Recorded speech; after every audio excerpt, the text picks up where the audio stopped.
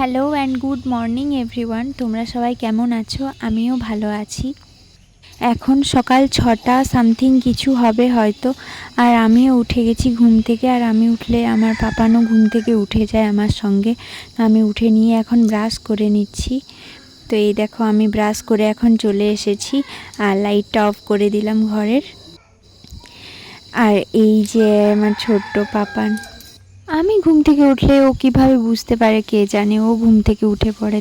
তো এই যে আমি ওকে এখন এই দুটো বিস্কুট দেব, দেখি কি খায় কি না। এই যে বিস্কুটটা আমি দিলাম আর সঙ্গে সঙ্গে ফেলে দিল, কিচ্ছু খেতে চায় না ছেলেটা। তো আমি তারপরে চাটা খেয়ে নিচ্ছি। চা ছাড়া সকালটা একদম অসম্পূর্ণ মনে হয়। চা খেতে খুবই ভালো লাগে। একদিন যদি চা না খেয়ে থাকি তো মাথা যন্ত্রণা শুরু হয়ে যায়। তারপর আমি চলে এলাম, আর এই দেখো আমার জাদু, আমি চুটকিতে সব বিছানায় গুছিয়ে নিলাম। তারপর রাত্রের বাসনগুলো নিয়ে আমি ধোবো এখন। আমার ভুল ত্রুটিগুলো তোমরা একটু দয়া করে মাফ করে দেবে, কারণ আমি এই নতুন ভিডিও করা শুরু করেছি।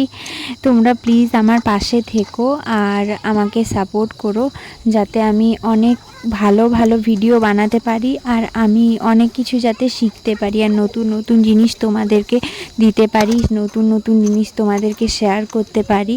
তোমরা আমার পাশে থেকো। বাড়ির বউদের সারাদিন অনেক কাজকর্ম সামলাতে হয়, তো আমি ওইগুলোই তোমাদেরকে দেখানোর চেষ্টা করি। যেগুলো রোজ যে কাজগুলো আমি করে থাকি সেগুলোই আমি তোমাদেরকে দেখাই। যখন এই বাড়িতে আমি বউ হয়ে আসি তখন আমার মাত্র 20 বছর বয়স ছিল। তো তখন আমি কিছুই কাজ করতে পারতাম না।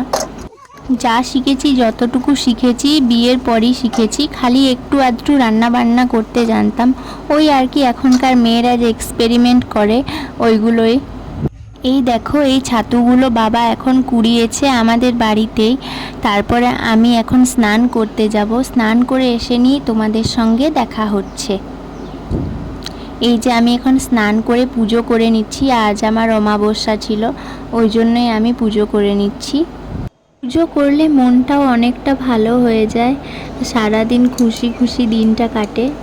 আচ্ছা, তোমাদেরকে কিছু দামি কথা শেয়ার করি। জানো তো, বিয়ের পর মেয়েদেরকে অনেকটা অ্যাডজাস্ট করে শ্বশুরবাড়িতে থাকতে হয়। শ্বশুরবাড়িতে কিন্তু কেউ তোমার দোষগুলো মাপ করে দেবে না, আর ওখানে প্রতি পদক্ষেপে তোমাকে ছোট হতে হবে। কিন্তু তারা তো বোঝে না যে আমরা কতটা কষ্ট নিয়ে আসি বাপের বাড়ি থেকে। এতদিন ওখানে বড় হয়ে এখানে শ্বশুরবাড়িতে থাকা, নিজের প্রিয় মানুষগুলোকে ছেড়ে থাকা, একটা সমস্ত অন্য একটা ভিন্ন পরিবারের সব মানুষের সঙ্গে নিজেকে মানিয়ে গুছিয়ে নেওয়া অনেকটা কষ্টকর হয় মেয়েদের পক্ষে। সবাই মানিয়ে নিতে পারে না, মুখ বুঝে সবাইকে অনেক সহ্য করতে হয়। শ্বশুরবাড়িতে যদি কেউ তোমায় কিছু বলে, তার মুখের উপরে যদি তুমি উত্তর দিয়েছো মানে তুমি একটা খারাপ বউ, আর যদি তুমি উত্তর না দিয়েছো তাহলে তুমি ভালো বউ। আর আমি স্কিন কেয়ারের নামে কিছুই ইউজ করি না, শুধুমাত্র একটা হিমালয়ের অ্যালোভেরা জেলি ইউজ করি।